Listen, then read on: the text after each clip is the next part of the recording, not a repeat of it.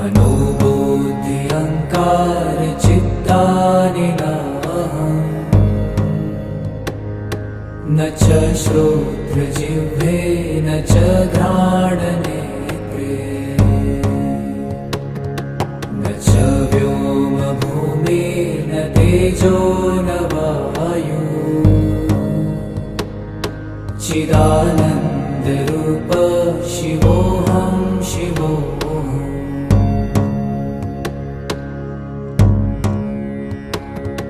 न च प्राणसंज्ञो न वै पञ्चवायु न वा सप्तधातु न वा पञ्चकोश न वा पाणिपादं न चोपस्थपायु चिदानन्दरूप शिवोऽहं शिवोऽहम्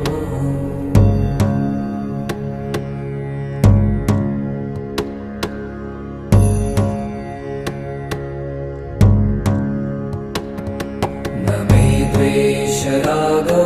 न मे लोभमोहौ मदो नैव मे नैव मात्सर्यभावः न धर्मो न चार्थो न कामो न मोक्षः चिदानन्दरूप शिवोऽहं शिवोऽहम्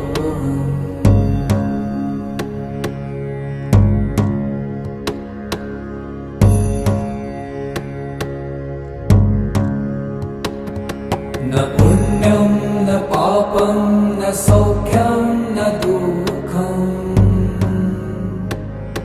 न मन्त्रो न तीर्थं न वेदा न यज्ञा अहं भोजनं नैव भोजं न भोक्ता चिदानन्दरूप शिवोऽहं शिवोऽहम्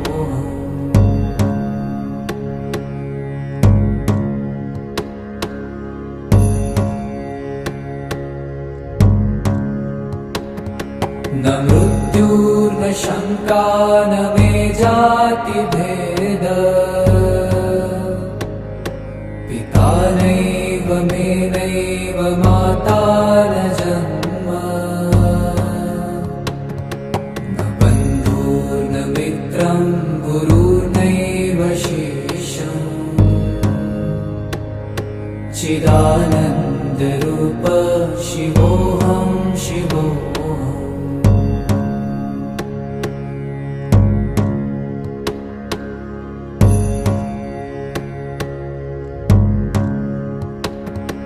अहं निर्विकल्पो निराकाररूपो विभूत्वा च सर्वत्र सर्वेन्द्रियाणाम् न चासङ्गतं नैव मुक्तिर्न मेय चिदानन्दरूप शिवोऽहं शिवोऽहम्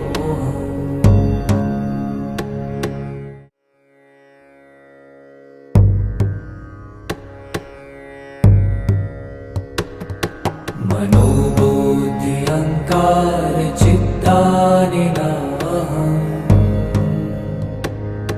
न च श्रोत्रजिह्वे न च घ्राणनेत्रे न च व्योमभूमिर्न तेजो न वायु चिदानन्दरूप शिवोऽहं शिवोऽहम्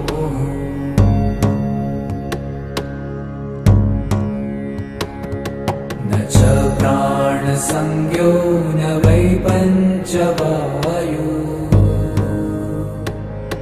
न वा सप्तधातु न वा पञ्चकोश न वा पाणिपादं न चोपस्थपायु चिदानन्दरूप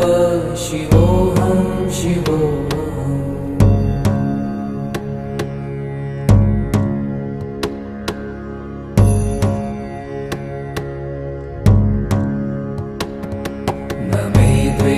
द्वेषरागौ न मे लोभमोहौ मदो नैव मे नैव मात्सर्यभावः न धर्मो न चार्थो न कामो न मोक्षः चिदानन्दरूप शिवोऽहं शिवोऽहम्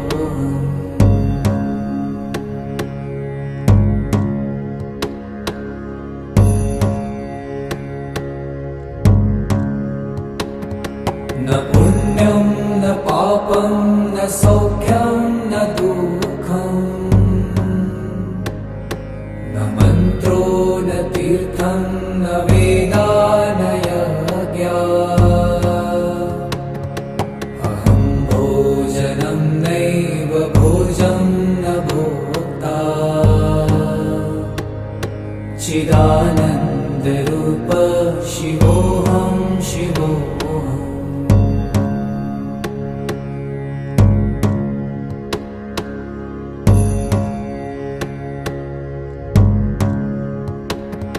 न मृत्युर्न शङ्का न मे जातिभेदः पिता नैव मे नैव माता न जन्म न बन्धुर्न मित्रं गुरुर्नैव शिष्यम् चिदानन्दरूप शिवोऽहं शिवोऽहम्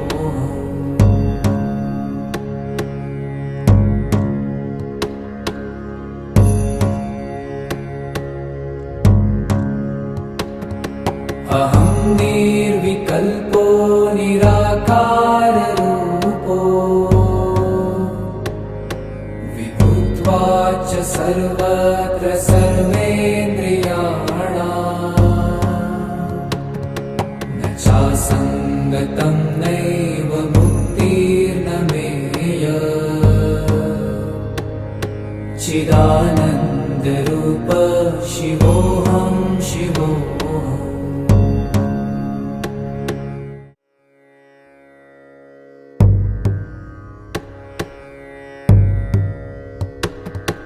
मनोबुद्धि अहङ्कार चित्तानि नाहम्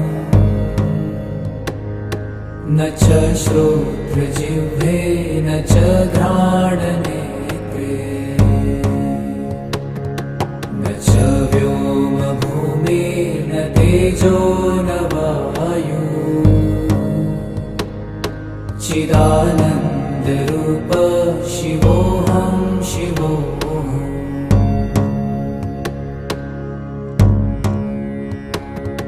न च प्राणसंज्ञो न वै पञ्चवायु न वा सप्तधातु न वा पञ्चकोश न वा पाणिपादं न चोपस्थपायु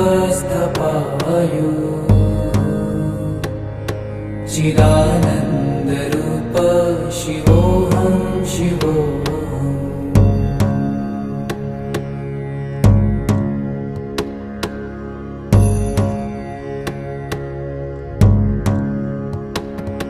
न मे द्वेषरागौ न मे लोभमोहौ मदो नैव मे नैव मात्सर्यभावः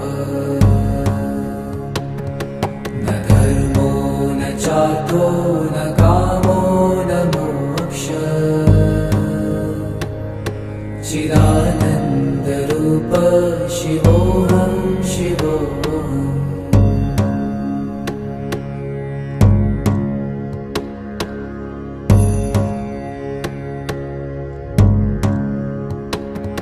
न पुण्यं न पापं न सौख्यं न दुःखम्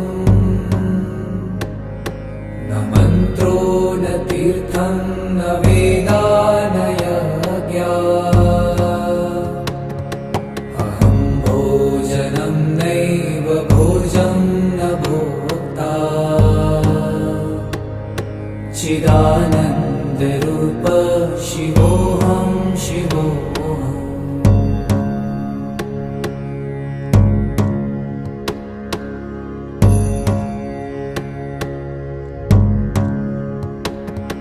न मृत्युर्न शङ्का न मे जातिभेद पिता नैव मे नैव माता न जन्म न बन्धुर्न मित्रं गुरुर्नैव शिष्यम् चिदानन्दरूप शिवोऽहं शिवोऽहम्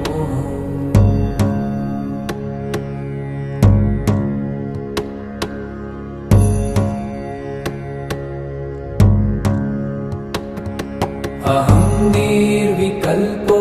निराकाररूपो विभूत्वाच सर्वत्र सर्वेन्द्रियाणाम् न चासङ्गतं नैव मुक्तिर्न मेय चिदानन्दरूप शिवोऽहं शिवोऽहम्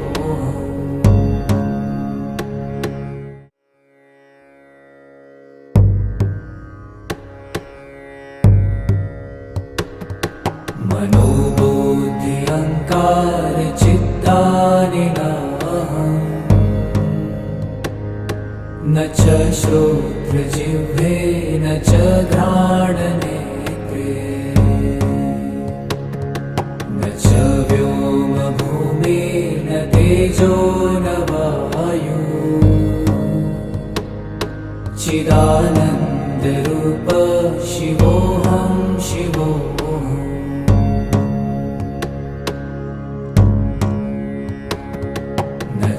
प्राणसंज्ञो न वै पञ्चवायु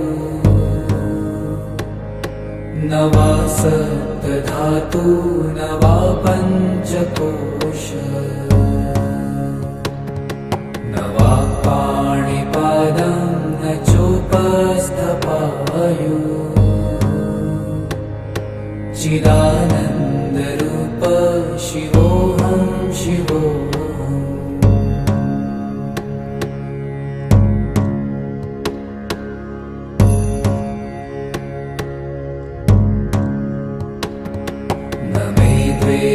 रागौ न मे लोभमोहौ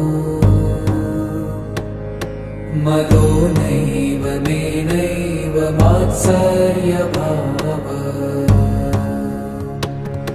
न धर्मो न चार्थो न कामो न मोक्षः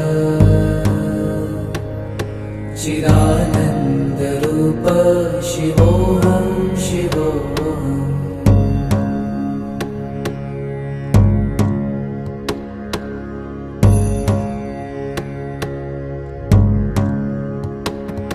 न पुण्यं न पापं न सौख्यं न दुःखम्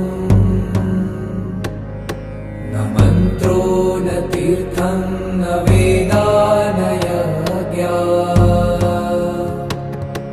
अहं भोजनं नैव भोजं न भोक्ता चिदानन्दरूप शिवोऽहं शिवोऽहम्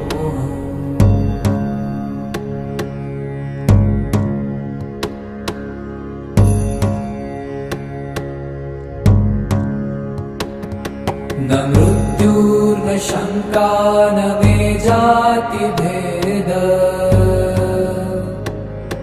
पिता नैव मे नैव माता न जन्म न बन्धुर्न मित्रं गुरुर्नैव शिष्यम् चिदानन्दरूप शिवोऽहं शिवोऽहम्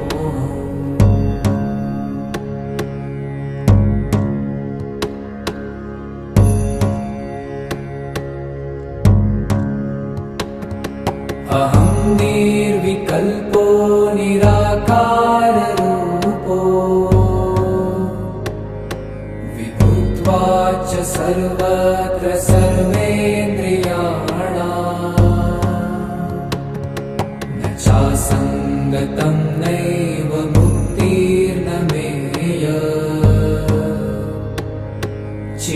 चिदानन्दरूप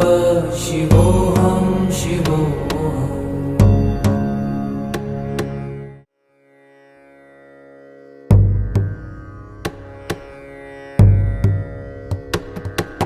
मनोबुद्धि अहङ्कार चित्तानि नाहम् न च श्रोत्रजिह्वे न च घ्राणनेत्रे न च व्योमभूमिर्न तेजो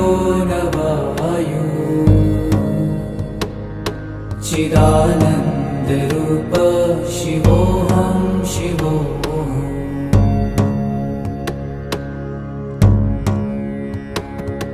न च प्राणसंज्ञो न वै पञ्चवायु न वा सप्तधातु न वा पञ्चकोश न वा पाणिपादं न चोपस्थपायु चिदानन्दरूप शिवोऽहं शिवोऽहम्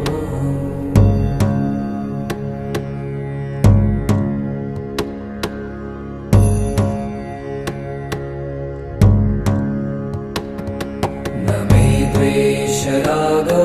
न मे लोभमोहौ मदो नैव मे नैव मात्सर्यभावः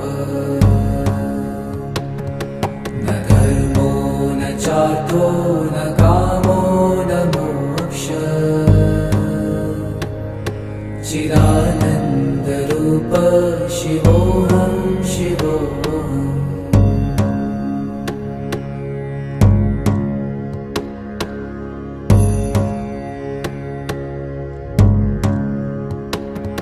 न पुण्यं न पापं न सौख्यं न दुःखम् न मन्त्रो न तीर्थं न वेदा न यज्ञा अहं भोजनं नैव भोजं न भोक्ता चिदानन्दरूप शिवोऽहं शिवोऽहम्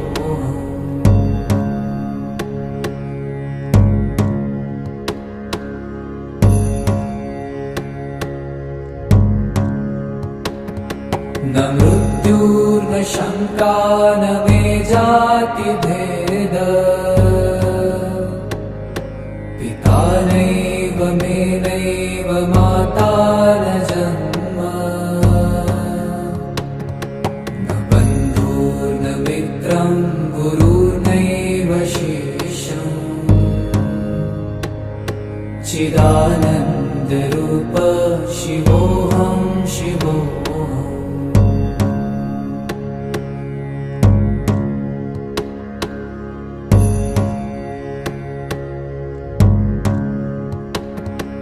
अहं निर्विकल्पो निराकाररूपो विभुत्वा च सर्वत्र सर्वेन्द्रियाणाम् न चासङ्गतं नैव मुक्तिर्न मेय चिदानन्दरूप शिवोऽहं शिवोऽहम्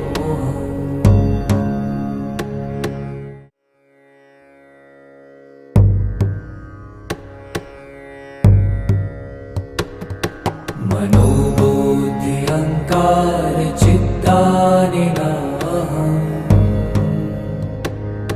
न च श्रोत्रजिह्वे न च घ्राणनेत्रे न च व्योमभूमिर्न तेजो न वायु चिदानन्दरूप शिवोऽहं शिवोऽहम्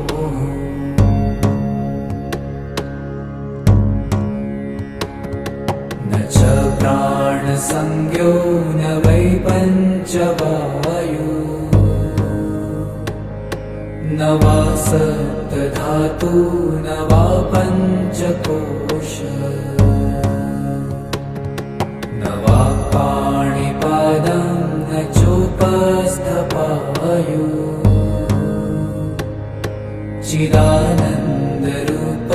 शिवोऽहं शिवोऽहम्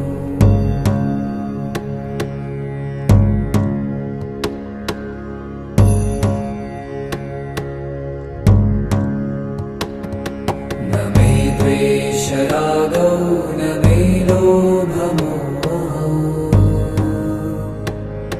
मदो नैव मे नैव मात्सर्यभावः न धर्मो न चार्थो न कामो न मोक्षः चिदानन्दरूप शिवोऽहं शिवोऽहम्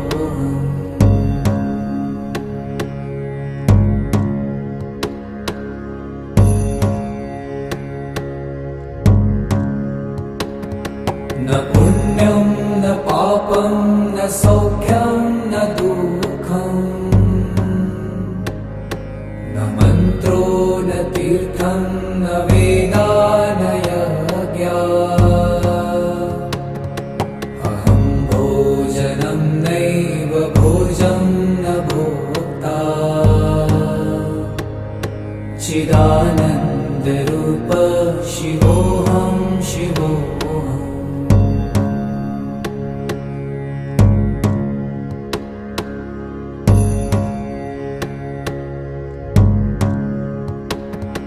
न मृत्युर्न शङ्का न मे जातिभेद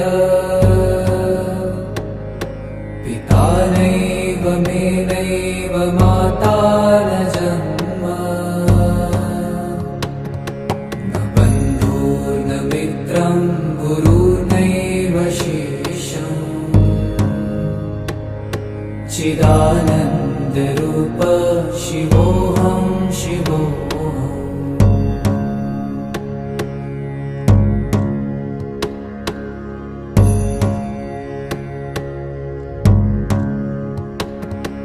अहं निर्विकल्पो निराकाररूपो विभुत्वाच्च सर्वत्र सर्वेन्द्रियाणाम् न चासङ्गतं नैव मुक्तिर्न मेय चिदानन्दरूप शिवोऽहं शिवोऽहम्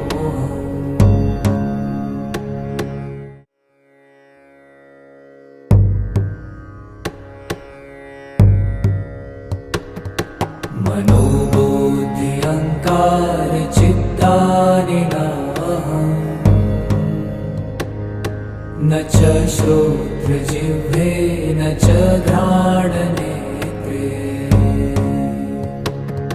न च व्योमभूमिर्न तेजो न वायु चिदानन्दरूप शिवोऽहं शिवोऽहम्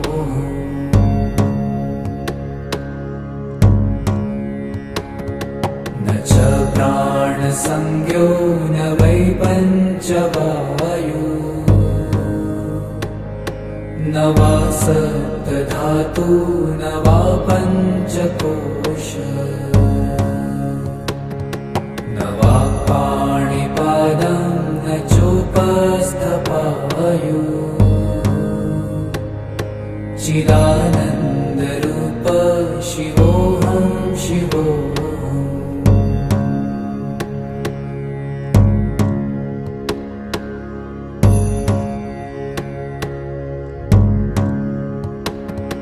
न मे द्वेषरागौ न मे लोभमोहौ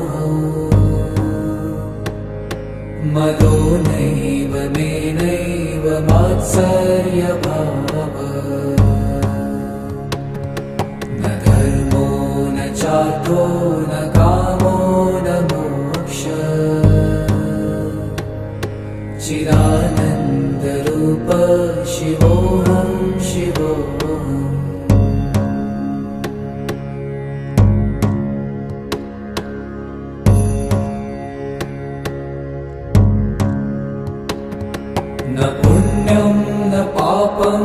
सौख्यं न दुःखम् न मन्त्रो न तीर्थं न वेदा न यज्ञा अहं भोजनं नैव भोजं न भोक्ता चिदानन्दरूप शिवोऽहं शिवोऽहम्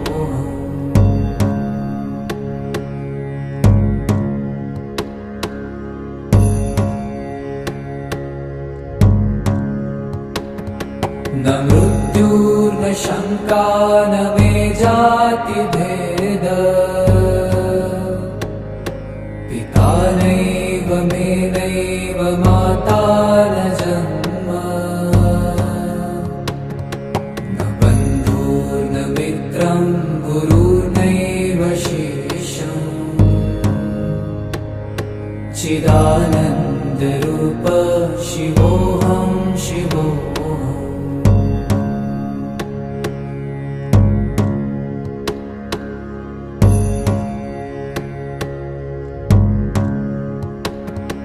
अहं निर्विकल्पो निराकाररूपो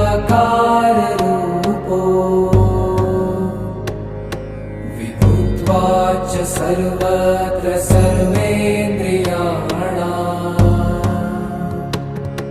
न चासङ्गतं नैव मुक्तिर्न मेय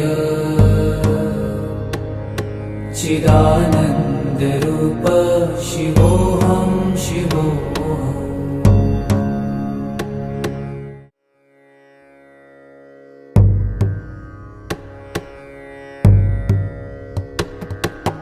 मनोबुद्धि अहङ्कार चित्तानि नाहम् न च श्रोत्रजिह्वे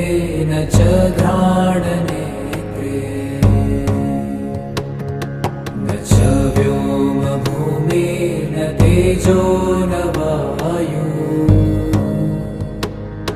चिदानन्दरूप शिवोऽहं शिवोऽहम्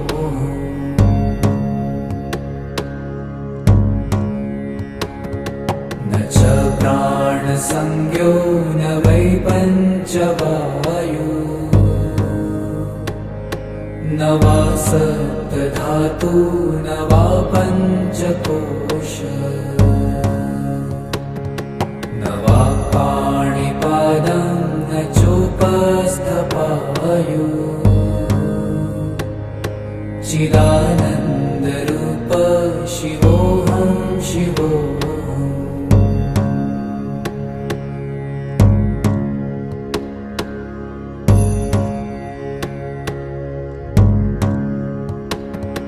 न मे द्वेषरागौ न मे लोभमोहौ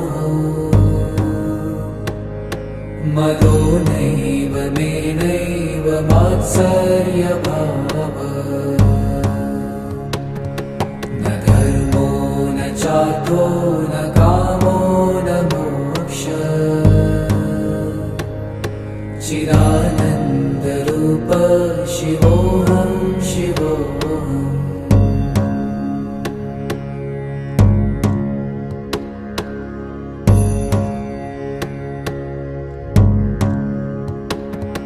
न पुण्यं न पापं न सौख्यं न दुःखम्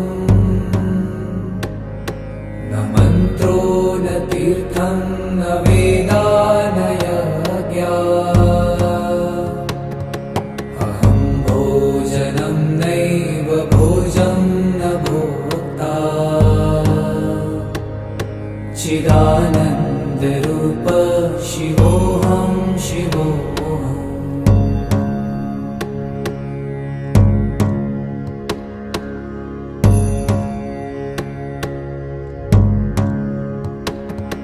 न मृत्युर्न शङ्का न मे जातिभेद पिता नैव मे नैव माता न जन्म न बन्धुर्न मित्रं गुरुर्नैव शिष्यम् चिदानन्दरूप शिवोऽहं शिवोऽहम्।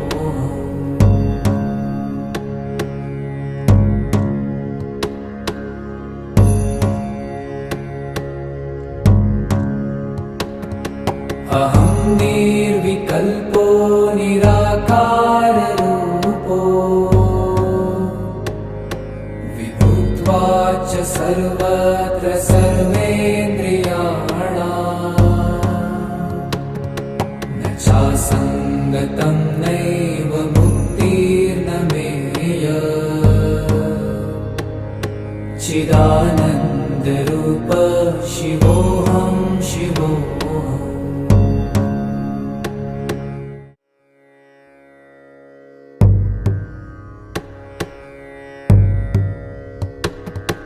मनोबुद्धि अहङ्कार चित्तानि नाहम् न च श्रोत्रजिह्वे न च घ्राणनेत्रे न च व्योमभूमिर्न तेजो न वायु चिदानन्दरूप शिवोऽहं शिवोऽहम्।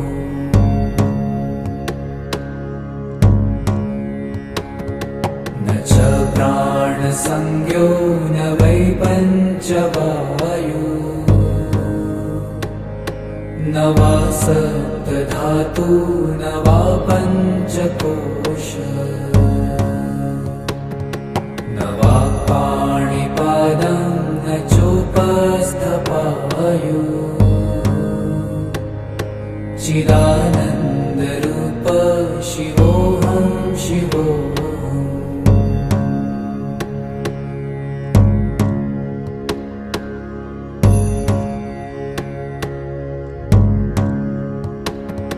न मे द्वेषरागौ न मे लोभमोहौ मदो नैव मे नैव मात्सर्यभावः न धर्मो न चार्थो न कामो न मोक्षः चिदानन्दरूप शिवोऽहं शिवोऽहम्।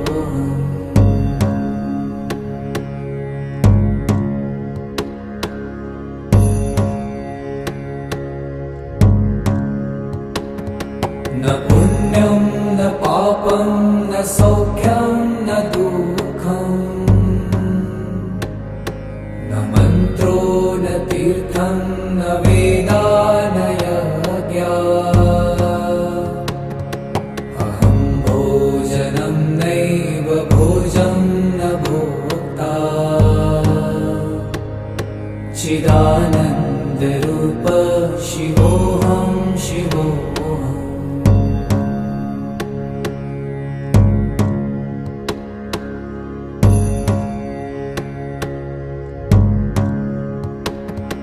न मृत्युर्न शङ्का न मे जातिभेद पिता नैव मे नैव माता न जन्म न बन्धुर्न मित्रं गुरुर्नैव शिष्यम् चिदानन्दरूप शिवोऽहं शिवोऽहम्।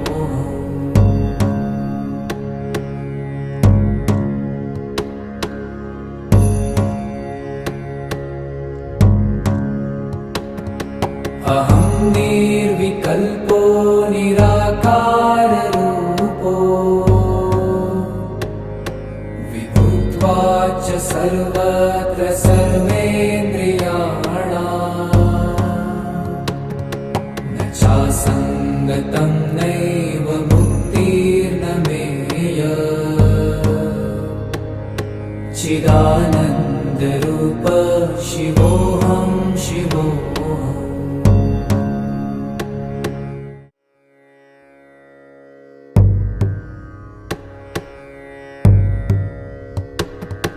मनोबुद्धि अहङ्कार चित्तानि नाहम्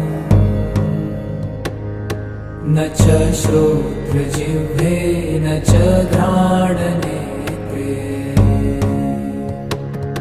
न च व्योमभूमिर्न तेजो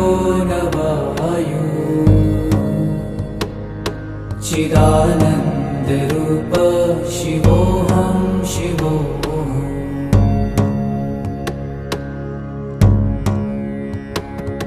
न च प्राणसंज्ञो न वै पञ्चवायु न वा सप्तधातु न वा पञ्चकोश न वा पाणिपादं न चोपस्थपायु चिदानन्दरूप शिवोऽहं शिवोऽहम्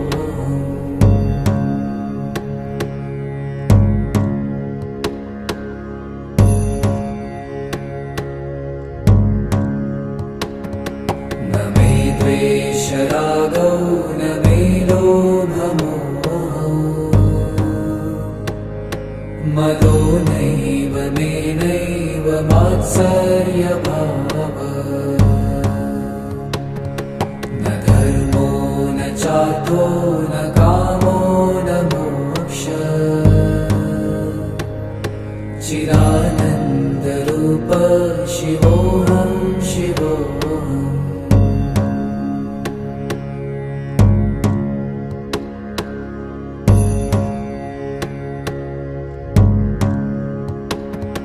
न पुण्यं न पापं न सौख्यं न दुःखम् न मन्त्रो न तीर्थं न वेदा न यज्ञः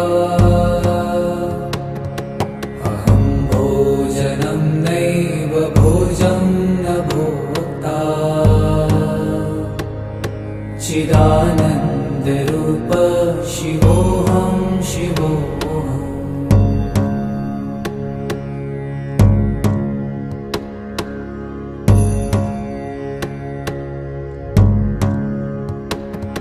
न मृत्युर्न शङ्का न मे जातिभेद पिता नैव मे नैव माता न जन्म न बन्धुर्न मित्रं गुरुर्नैव शिष्यम् चिदानन्दरूप शिवोऽहं शिवोऽहम्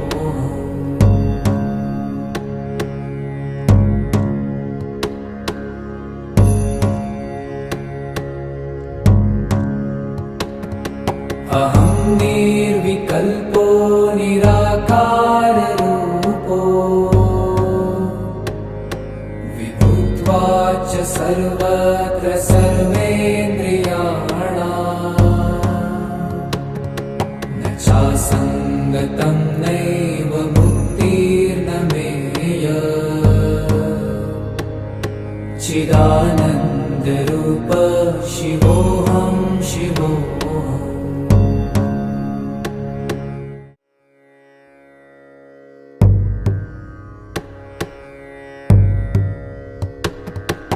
मनोबुद्धि अहङ्कार चित्तानि नाहम् न च श्रोत्रजिह्वे न च घ्राणनेत्रे न च व्योमभूमिर्न तेजो न वायु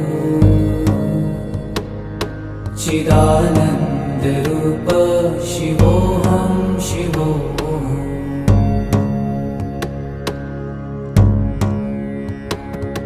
न च प्राणसंज्ञो न वै पञ्चवायु न वा सप्तधातु न वा पञ्चकोश न वा पाणिपादं न चोपस्थपायु चिदानन्दरूप शिवोऽहं शिवोऽहम्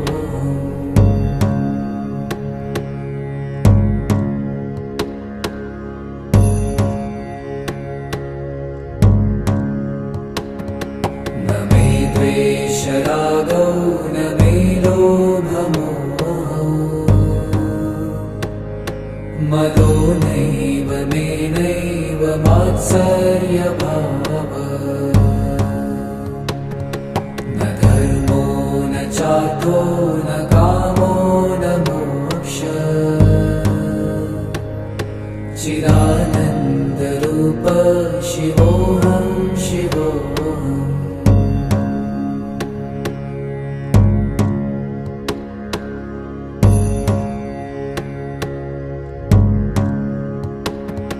न पुण्यं न पापं न सौख्यं न दुःखं न मन्त्रो न तीर्थं न वेदा न यज्ञा अहं भोजनं नैव भोजं न भोक्ता चिदानन्दरूप शिवोऽहं शिवोऽहम्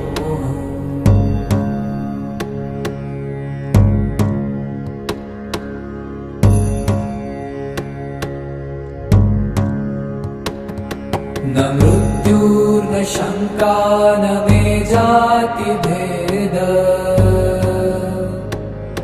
पिता नैव मे नैव माता न जन्म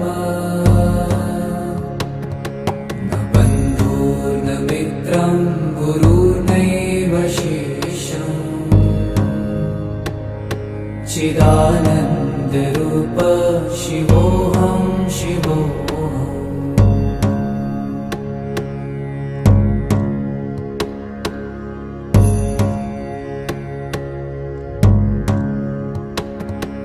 अहं निर्विकल्पो निराकाररूपो विभूत्वा च सर्वत्र सर्वेन्द्रियाणाम्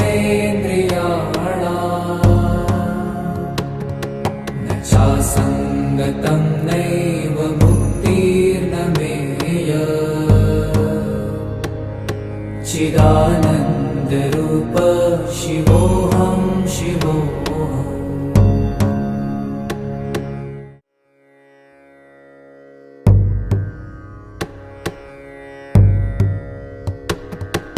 मनोबुद्धि अहङ्कार चित्तानि नाहम् न च श्रोत्रजिह्वे न च घ्राणनेत्रे न च व्योमभूमिर्न तेजो न वायु चिदानन्दरूप शिवोऽहं शिवोऽहम्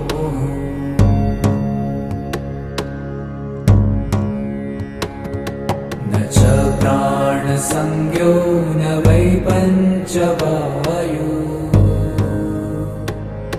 न वा सप्तधातु न वा पञ्चकोश न वा पाणिपादं न चोपस्थपायु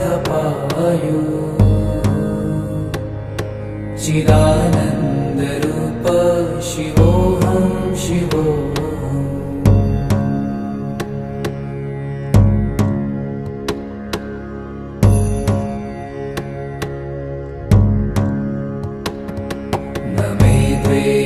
रागौ न मे लोभमोहौ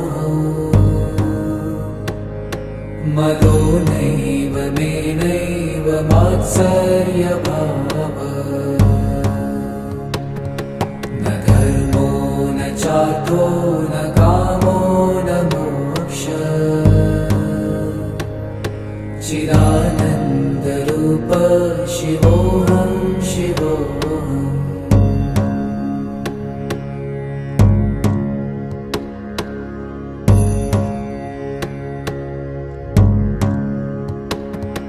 न पुण्यं न पापं न सौख्यं न दुःखं न मन्त्रो न तीर्थं न वेदा न यज्ञा अहं भोजनं नैव भोजं न भोक्ता चिदानन्दरूप शिवोऽहं शिवोऽहम्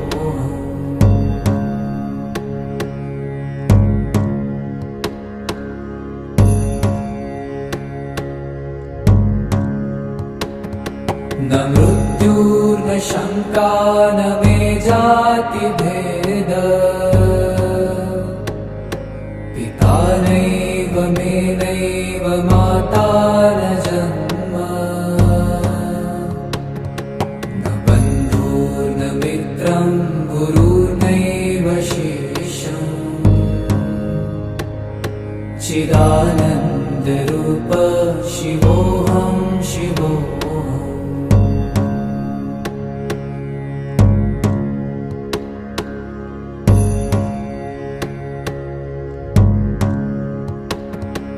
अहं निर्विकल्पो निराकाररूपो विभुत्वाच्च सर्वत्र सर्वेन्द्रियाणाम् न चासङ्गतं नैव मुक्तिर्न मेय चिदानन्दरूप शिवोऽहं शिवोऽहम्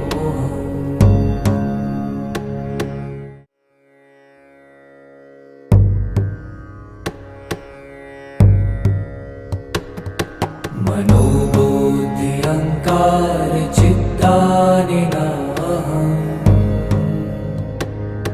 न च श्रोत्रजिह्वे न च घ्राणनेत्रे न च व्योमभूमिर्न तेजो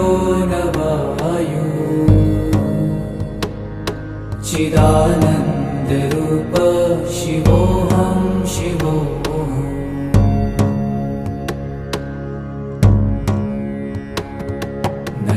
प्राणसंज्ञो न वै पञ्चवायु न वा सप्तधातु न वा पञ्चकोश न वा पाणिपादं न चोपस्थपायु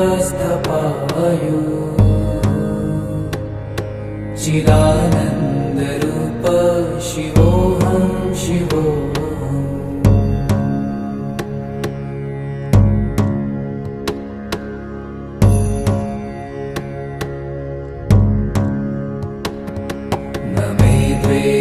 रागौ न मे लोभमोहौ मदो नैव मे नैव मात्सर्यभावः न धर्मो न चार्थो न कामो न मोक्षः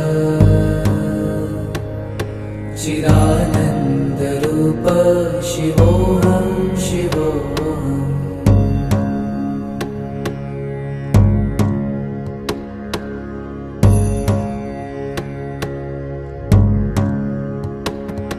न पुण्यं न पापं न सौख्यं न दुःखम् न मन्त्रो न तीर्थं न वेदा न यज्ञा अहं भोजनं नैव भोजं न भोक्ता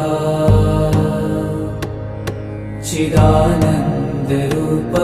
शिवोऽहं शिवोऽहम्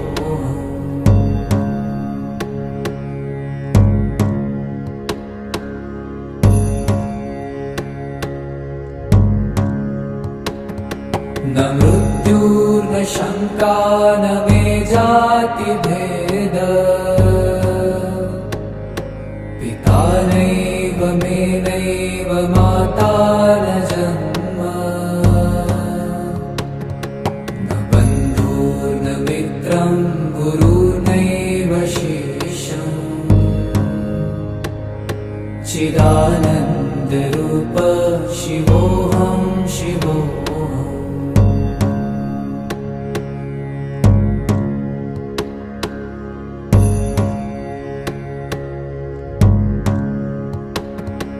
अहं निर्विकल्पो निराकाररूपो विभुत्वाच्च सर्वत्र सर्वेन्द्रियाणाम् न चासङ्गतं नैव मुक्तिर्न मेय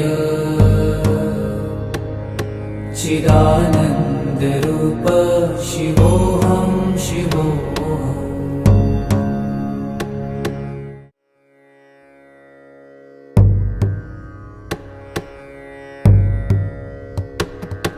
मनोबुद्धि अहङ्कार चित्तानि नाहम्। न च श्रोत्रजिह्वे न च घ्राणनेत्रे न च व्योमभूमिर्न तेजो न वायु चिदानन्दरूप शिवोऽहं शिवोऽहम्।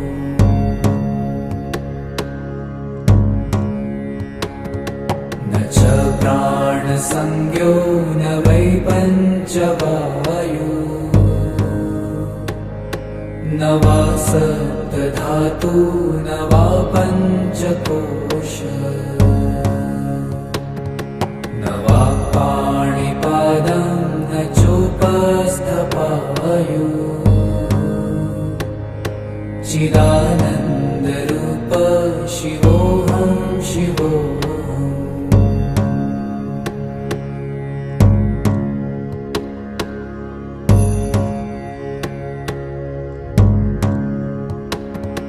न मे द्वेषरागौ न मे लोभमोहौ मदो नैव मे नैव मात्सर्यभावः न धर्मो न चार्थो न कामो न मोक्षः चिदानन्दरूप शिवोऽहं शिवोऽहम्।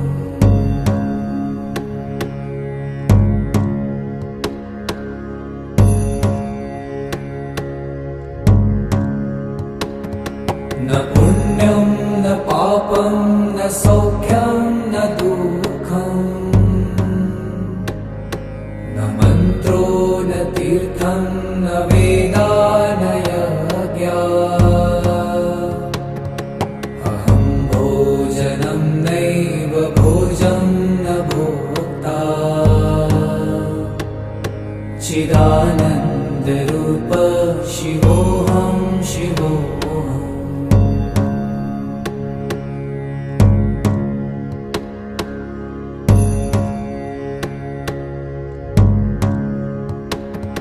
न मृत्युर्न शङ्का न मे जातिभेद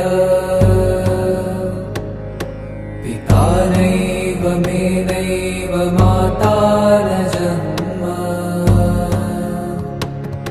न बन्धुर्न मित्रं गुरुर्नैव शिष्यम् चिदानन्दरूप शिवोऽहं शिवोऽहम्।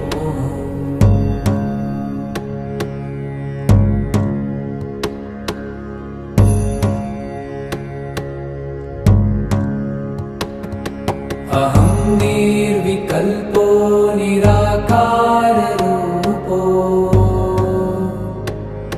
विभुत्वा च सर्वत्र सर्वेन्द्रियाणाम् न चासङ्गतं नैव मुक्तिर्न मेय चिदानन्दरूप शिवोऽहं शिवोऽहम्।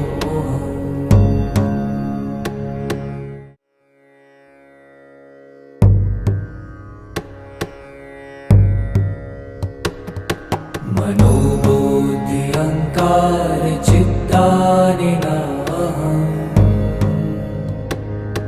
न च श्रोत्रजिह्वे न च घ्राणनेत्रे न च व्योमभूमिर्न तेजो न वायु चिदानन्दरूप शिवोऽहं शिवोऽहम्।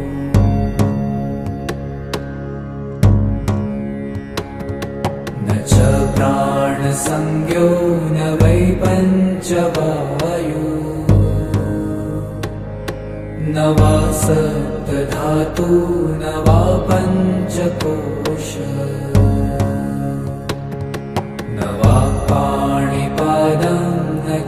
चोपस्थपायु चिदानन्दरूप शिवोऽहं शिवोऽहम्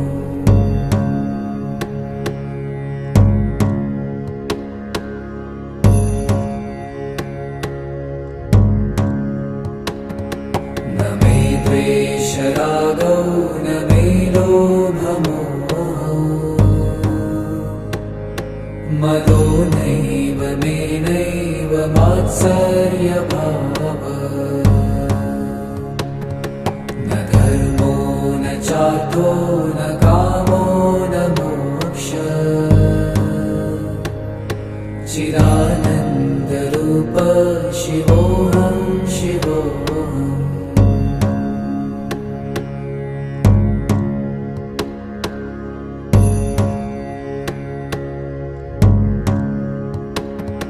न पुण्यं न पापं न सौख्यं न दुःखम्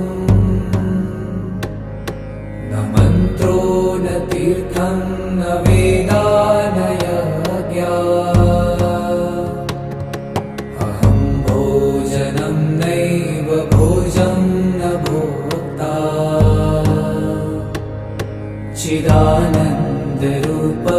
शिवोऽहं शिवोऽहम्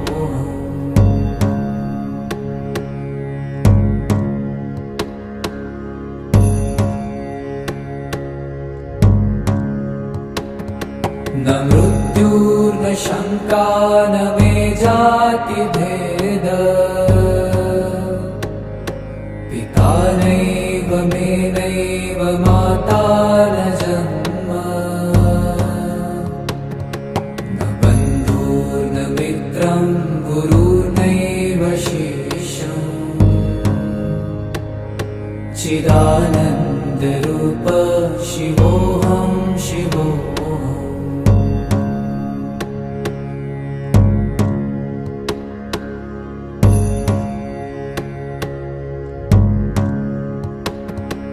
अहं निर्विकल्पो निराकाररूपो विभुत्वा च सर्वत्र सर्वेन्द्रियाणाम् न चासङ्गतं नैव मुक्तिर्न मेय चिदानन्दरूप शिवोऽहं शिवोऽहम्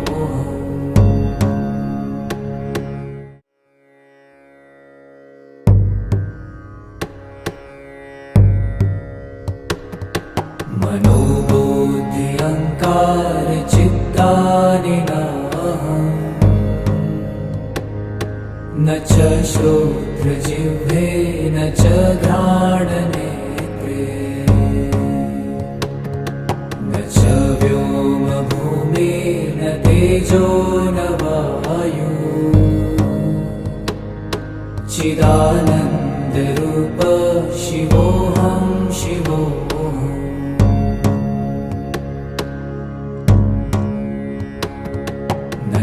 प्राणसंज्ञो न वै पञ्चवायु न वा सप्तधातु न वा पञ्चकोश न वा पाणिपादं न चोपस्थपायु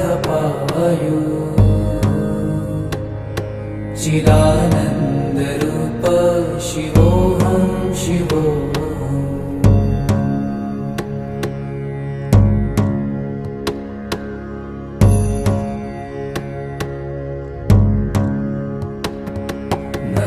द्वेषरागौ न मे लोभमोहौ मदो नैव मे नैव मात्सर्यभावः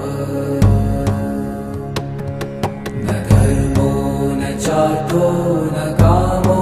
न मोक्षः चिदानन्दरूप शिवोऽहं शिवोऽहम्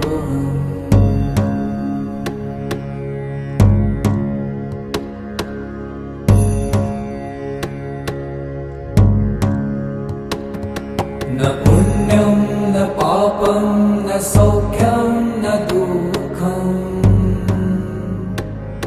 न मन्त्रो न तीर्थं न वेदा न यज्ञा अहं भोजनं नैव भोजं न भोक्ता चिदानन्दरूप शिवोऽहं शिवोऽहम्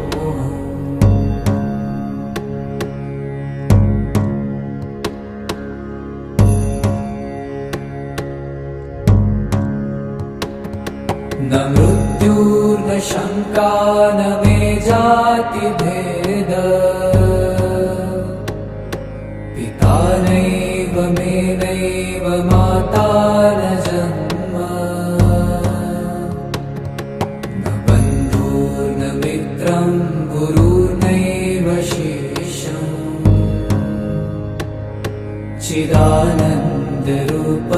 शिवोऽहं शिवोऽहम्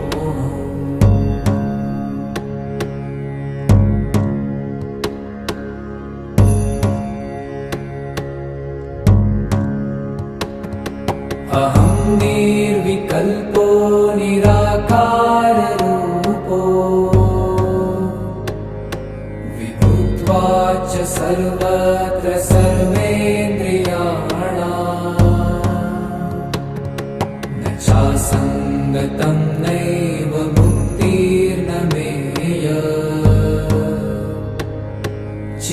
चिदानन्दरूप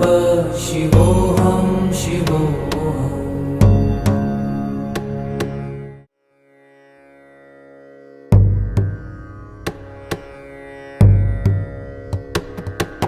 मनोबुद्धि अहङ्कार चित्तानि नाहम् न च श्रोत्रजिह्वे न च घ्राणनेत्रे न च व्योमभूमिर्न तेजो न वायु चिदानन्दरूप शिवोऽहं शिवोऽहम्